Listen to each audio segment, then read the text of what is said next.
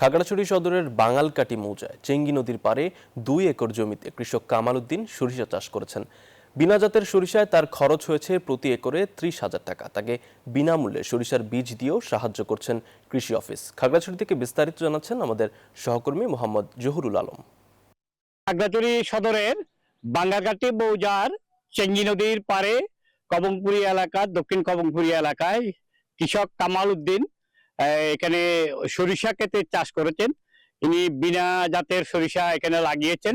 এখানে 2 একর ভূমিতে তিনি চাষ করেছেন। এখানে এখানে আপনার সরিষাগুলো এখন যদি একটু দেখাতে চাই, এখানে সরিষাগুলো যে ফুল রয়েছে সেই ফুলগুলো এখন ঝরে যাচ্ছে, এখানে দানা বাঁধতে শুরু করেছে।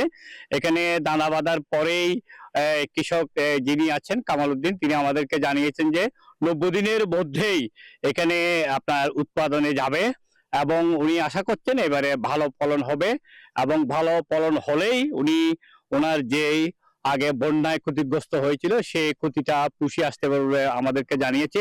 এখানে মাঠে কাজ করছেন কৃষক কামাল উদ্দিন। আমি তার সাথে একটু কথা বলতে চাচ্ছিলাম।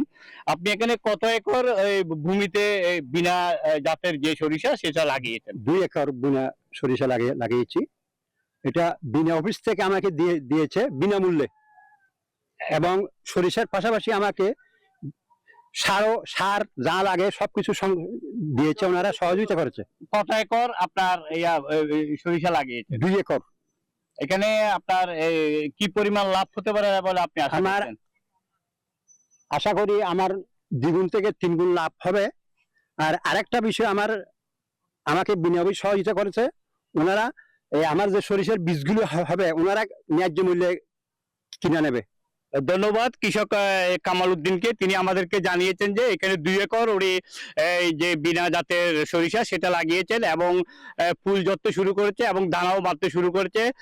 আগামী হয়তো 15 থেকে 20 দিনের মধ্যে যখন দানা কমপ্লিট হবে, দানা বাঁধা শুরু হয়ে যাবে, তখন ওনারা উত্তোলন করবেন এবং এখানে যে বিনা অফিস রয়েছে সেই বিনা অফিস তাদের থেকে ন্যায্য মূল্যে এগুলো কিনে নেবেন বলে জানিয়েছে। একই সাথে তিনি কৃষি বিভাগের যে সহায়তা পেয়েছেন সেই কথাটাও বলেছেন। এখানে খাগড়াছড়ির বাঙ্গালকাঠি মৌজার চেঙ্গি নদীর পাড় থেকে সর্বশেষ ছিল আমার সরিষা নিয়ে এই তথ্য।